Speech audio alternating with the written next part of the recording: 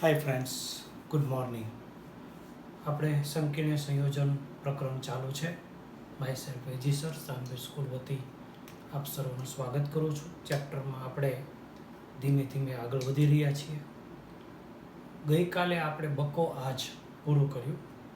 બંધનીય સમઘટકતા, જેને બંધન સમઘટકતા કહેવાય, કોઓર્ડિનેશન સમઘટકતા, જેને સવર્ગ સમઘટકતા કહેવાય, આયનીય સમઘટકતા, અને મેં જલ યોજન સમઘટકતા કીધું, જેને ટેક્સ્ટ બુકમાં તમને દ્રાવણ મિશ્રિત અથવા દ્રાવણ મિશ્રણ સમઘટકતા એવું નામ આપ્યું છે. દ્રાવણ મિશ્રણ સમઘટકતા જે ટેક્સ્ટ બુકમાં આપ્યું છે એને મેં જલ યોજન સમઘટકતા તરીકે તમારી સમક્ષ રજૂ કર્યું છે. કેટલાક શબ્દો પારિભાષિક શબ્દોમાં ગુજરાતી ભાષાંતરમાં થોડીક વિવિધતા છે, પણ થોડું આપણે ટેક્સ્ટ બુકથી ડિફરન્ટ જઈએ છીએ, એને કારણે આપણે શબ્દોમાં ક્યાંક ફેરફાર હોય તો ઓરિજિનલ શબ્દ ટેક્સ્ટ બુકનો પાછો જરૂર પડે ત્યારે હું તમને કહી દઈશ.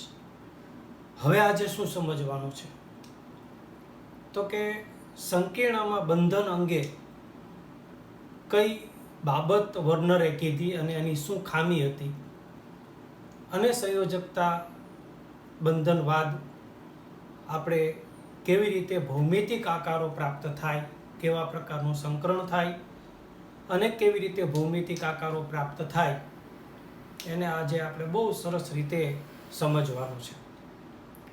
તો સંકીર્ણમાં બંધન શું સમજાવે છે, આ પહેલો ટોપિક છે તમારો ટેક્સ્ટ બુક પ્રમાણે. તો બંધન અંગેની સમજૂતી, સંકીર્ણ સંયોજનોમાં કેવા પ્રકારના બંધ બને એની સમજૂતી આપનાર સૌપ્રથમ જો વૈજ્ઞાનિક હોય તો આપણે જાણીએ છીએ કે એ સ્વિસ વૈજ્ઞાનિક વર્નર છે, આલ્ફ્રેડ વર્નર છે.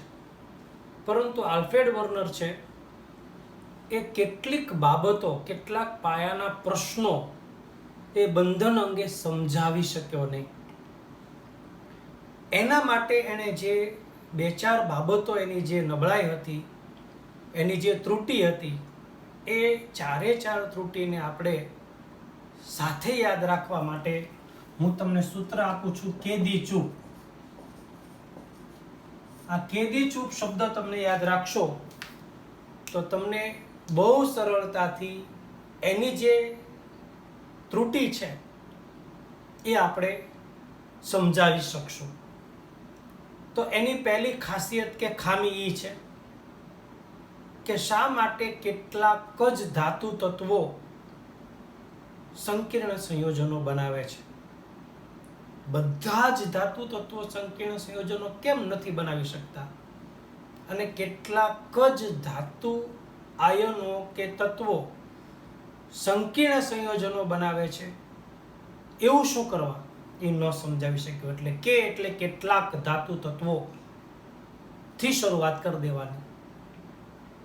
બીજી વાત, દી એટલે સંકીર્ણ સંયોજનોમાં લિગેન્ડ ની અસર નીચે જ્યારે ધાતુમાં વિવિધ ભૌમિતિક આકારો મળે છે ત્યારે એમાં દિશાકીય ગુણધર્મ જોવા મળે છે.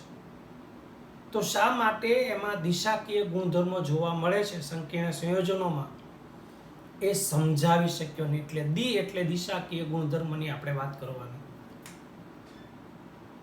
ચુ એટલે ચુંબકીય ગુણધર્મ. ધાતુ આયનો જ્યારે સંકીર્ણ સંયોજન બનાવે ત્યારે એ અનુચુંબકીય હોઈ શકે અથવા પ્રતિચુંબકીય હોઈ શકે, જેની ચર્ચા આજે આપણે કરશું. ક્યારે સંકીર્ણ સંયોજન પ્રતિચુંબકીય છે અને ક્યારે સંકીર્ણ સંયોજન છે એ અનુચુંબકીય છે, એની વાત આજે આપણે કરશું, જે આ ટોપિકમાં આપણે સમજવાની છે. એટલે કે એટલે કેટલાક જ ધાતુ તત્વો, દી એટલે શા માટે દિશાકીય ગુણધર્મ ધરાવે છે, ચુ એટલે શું કરવા એ ચુંબકીય ગુણધર્મ ધરાવે છે, ને પ એટલે પ્રકાશીય લાક્ષણિકતા શું કરવા જોવા મળે છે. પ્રકાશ ક્રિયાશીલતા સંકીર્ણ સંયોજનોમાં શું કરવા જોવા મળે છે એ વર્નર સમજાવી શક્યો નહીં. એટલે કેદી ચૂપ શબ્દ યાદ રાખશો તો કેટલાક જ ધાતુ તત્વની વાત કરવાની, દિશાકીય ગુણધર્મની વાત કરવાની, વિશિષ્ટ લાક્ષણિકતામાં એનો ચુંબકીય ગુણધર્મ શું કરવા છે, અને પ્રકાશીય ગુણધર્મ અથવા પ્રકાશ ક્રિયાશીલતા શું કરવા એ ધરાવે છે એ વર્નર સમજાવી શક્યો નહીં. અહીંની મર્યાદા થઈ. હવે આપણે બીજો ટોપિક છે સંયોજકતા બંધનવાદ શું સમજાવે છે. એટલે બીજો ટોપિક થાય સંયોજકતા બંધનવાદ.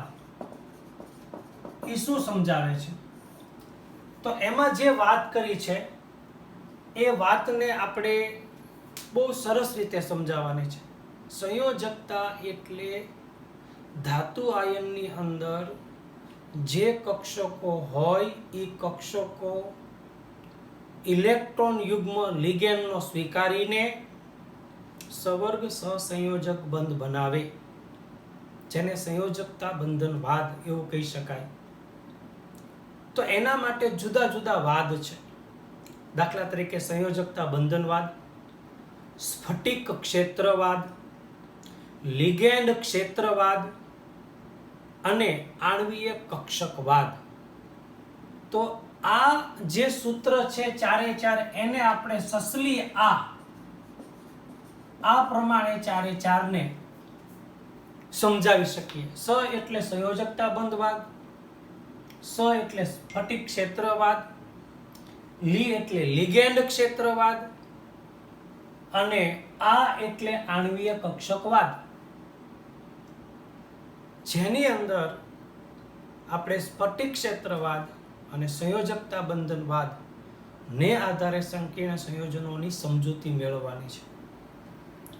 તો ખરેખર સંકીર્ણ સંયોજનોમાં એની સાથે લિગેન્ડની સંખ્યા કેટલી છે, જેને આપણે એનો સવર્ગાંક કહીએ છીએ, એને આધારે અવકાશમાં એની ભૌમિતિક રચના થાય અને એને આધારે આપણને ચોક્કસ આણ્વીય આકાર જોવા મળે, જેને ભૌમિતિક આકાર આપણે કહી શકીએ. તો સવર્ગાંકને આધારે એમાં કક્ષકોનું સંકરણ કેવું થાય અને અવકાશમાં એનો ભૌમિતિક આકાર કેવો હોય એનું ચોપડીમાં આપેલું એક નાનકડું એવું લિસ્ટ પહેલા સમજી લઈએ આપણે. તો પહેલા લખીએ છીએ આપણે સવર્ગાંક, પછી લખીએ છીએ આપણે સંકરણનો પ્રકાર અને પછી લખીએ છીએ અવકાશમાં સંકૃત કક્ષકોનું વિતરણ.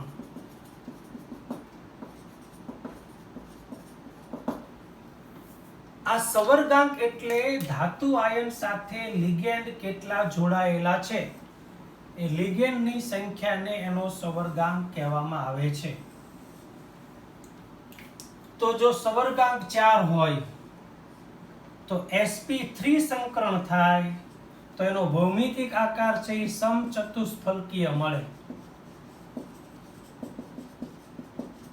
ફરીથી સવર્ગાંક 4 જ હોય તો સંકરણ જો dsp2 થાય તો સમતલીય સમચોરસ આકાર મળે. જો સવર્ગાંક 5 એટલે કે લિગેન્ડની સંખ્યા ધાતુ આયન સાથે 5 જોડાયેલી હોય તો એનું સંકરણ થાય sp3d. ટોટલ 5 કક્ષકોથી s1 p3 3 ને 4 ને 5, તો આનો આકાર મળે ત્રિકોણીય દ્વિપિરામિડલ.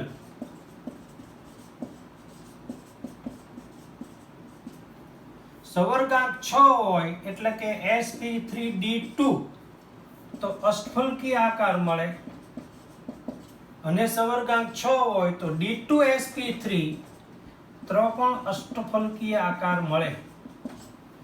અહીંયા આ 4 હોય એટલે 4 કક્ષકો છે જે S1 અને 3P. અહીંયા 4 હોય તો 4 કક્ષકો હોવી જોઈએ ટોટલ, D1 S1 ને P2. અહીંયા 5 હોય તો 5 કક્ષકો હોવી જોઈએ, S1 P3 3 ને 1 4 અને D 5મી.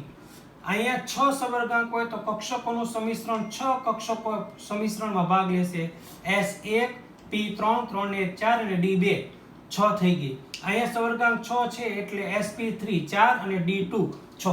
આ રીતે આપણને પ્રશ્ન આપણો ઉપસ્થિત ક્યારે થશે તો કે જ્યારે સવર્ગાંક 4 હોય ત્યારે ક્યારે SP3 સંકરણ થાય, ક્યારે DSP2 સંકરણ થાય, અને કેવી રીતે આપણને સમચતુષ્ફલકીય આકાર મળે અને કેવી રીતે આપણને સમતલીય સમચોરસ આકાર મળે.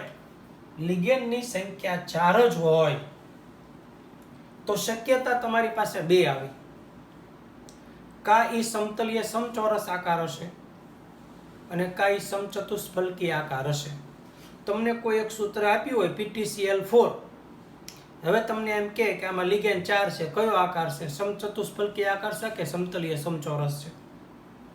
દાખલા તરીકે તમને એમ કે NiCN4, આનો આકાર સમચતુષ્ફલકીય છે કે સમતલીય સમચોરસ છે. તો લિગેન્ડની સંખ્યા 4 હોવાથી સૂત્ર ઉપરથી આપણને ખબર ન પડે કે સમચતુષ્ફલકીય આકાર છે કે સમતલીય સમચોરસ આકાર છે.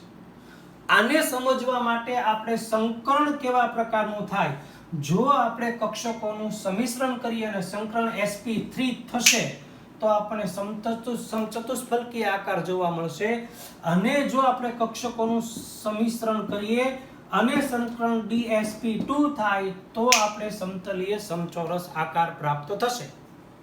એટલે જ્યાં સુધી આપણે સંકરણ ન સમજીએ ત્યાં સુધી 4 લિગેન્ડ હોવાથી આપણે એવું અનુમાન બિલકુલ ન કરી શકીએ કે આ જ આકાર છે. તમારે એનો સંકરણનો અભ્યાસ કરવો પડે. એટલે આજે તમને હું 4 લિગેન્ડ વાળા 2 સંકીર્ણ સંયોજનો કે જેમાં આપણે એકમાં સંકરણને આધારે નક્કી કરશું કે સમતલીય સમચોરસ આકાર છે અને સમચતુષ્ફલકીય આકાર છે. આ વેરી મોસ્ટ ઇમ્પોર્ટન્ટ ટોપિક છે આજનો. હવે આપણે ઉદાહરણથી સમજીએ અને